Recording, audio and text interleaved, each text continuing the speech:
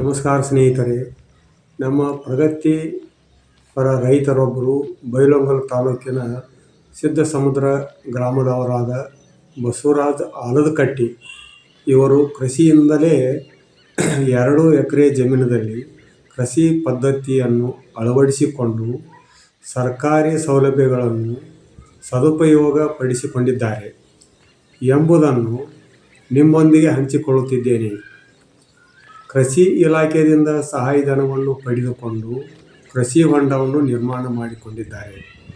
ಕೃಷಿ ಹೊಂಡದಿಂದ ನೀರನ್ನು ಸದ್ಯ ತನ್ನ 2 ಎಕರೆ ಜಮೀನಿನಲ್ಲಿ ಬೆಳೆಗಳನ್ನು ಬೆಳೆಯುತ್ತಿದ್ದಾರೆ.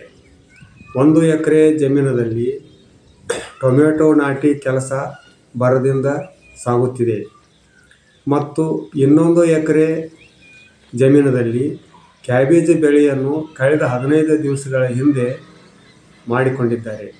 ಅದು ಸಂಪೂರ್ಣ ಬೆಳೆ ಚೆನ್ನಾಗಿ ಬರುತ್ತಿದೆ.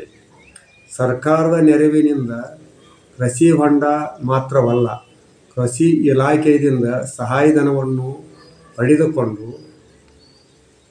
ಆಯಿಲ್ ಇಂಜಿನು, ತಾಡ್ಪತ್ರೆ ಮತ್ತು ಅವರ ಕೃಷಿ ಹೊಂಡಕ್ಕೆ ರಕ್ಷಣೆಗಾಗಿ ಸುತ್ತಲೂ ತಂತಿಯ ಬೇಲಿಯನ್ನು ಅಳವಡಿಸಿಕೊಂಡಿದ್ದಾರೆ. ಈ ಸೌಲಭ್ಯಗಳಿಂದಾಗಿ ಕೃಷಿ ಮಾಡುವ ಸುಲಭ ಮತ್ತು ಲಾಭದಾಯಕ ಎಂದು ಸರ್ಕಾರದ ಯೋಜನೆಗಳನ್ನು ಸರಿಯಾಗಿ ಬಳಸಿಕೊಂಡರೆ ಯಾವುದೇ ರೈತರು ಕೃಷಿಯಲ್ಲಿ ಸಾಧನೆ ಮಾಡಬಹುದಾಗಿದೆ. ಅವರ ಈ ಪಯಣ ಇತರ ರೈತರಿಗೆ ಸ್ಫೂರ್ತಿದಾಯಕವಾಗಲಿ ಎಂದು ಬಯಸುತ್ತೇನೆ. ಈ ವಿಡಿಯೋ ಇಷ್ಟವಾದರೆ ಲೈಕ್ ಮಾಡಿ, ಶೇರ್ ಮಾಡಿ ಮತ್ತು ಸಬ್ಸ್ಕ್ರೈಬನ್ನು ಮರೆಯದೆ ಮಾಡಿ ಎಂದು ಹೇಳುತ್ತಾ ಧನ್ಯವಾದಗಳು. ವೀಕ್ಷಕರೇ, ರೈತರು ತನ್ನ ಜಮೀನಿನಲ್ಲಿ ಮಾಡಿಕೊಂಡ ಸಾಧನೆಯ ಬಗ್ಗೆ ಅವರ ಬಾಯಿಂದಲೇ ಕೇಳೋಣ ಬನ್ನಿ.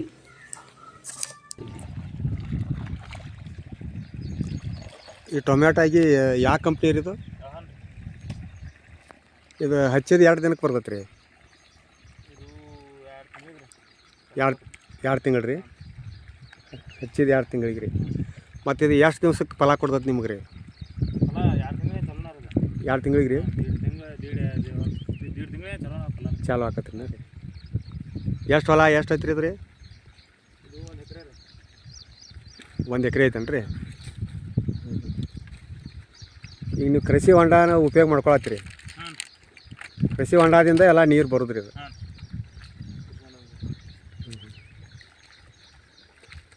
ಮತ್ತು ಗೊಬ್ಬರ ಯಾವ್ದನ್ನ ಕೊಡ್ತೀರಿ ಇದಕ್ಕೆ ಈಗ? ಹಾಂ, ಬಿಸಿಲು ಐತ್ರಿ. ಅಲ್ರಿ, ಇನ್ನು ಮುಂದೆ ಯಾವ ಗೊಬ್ಬರ ಎಷ್ಟು ದಿವ್ಸಕ್ಕೆ ಕಟ್ತೀರಿ ಇದನ್ನ ಅಗಿ ಹಾಕಿ? ಹಾಂ, ಯಾವ ಗೊಬ್ಬರ ಕೊಡ್ತೀರಿ? 10-26 ರೀ. ಮತ್ತು ಈ ಎಣ್ಣೆ ಹೊಡಿಬೇಕಾದ್ರೆ ಯಾವ ಎಣ್ಣೆ ಹೊಡಿತೀರಿ ನೀವು? ಹಾಂ ರೀ. ಹಾಂ ಹಾಂ ಹ್ಞೂ. ಇದು ಕ್ಯಾಬೇಜ್ ರೀ? ಕ್ಯಾಬೇಜ್ ಎಷ್ಟು ಐತ್ರಿ ಇದು ರೀ? 1 ಎಕರೆ ಏನು ರೀ? ಇದು ಹಾಕಿದ 2 ದಿವ್ಸಕ್ಕೆ ಬರ್ತೈತೆ ರೀ ಇದು ರೀ?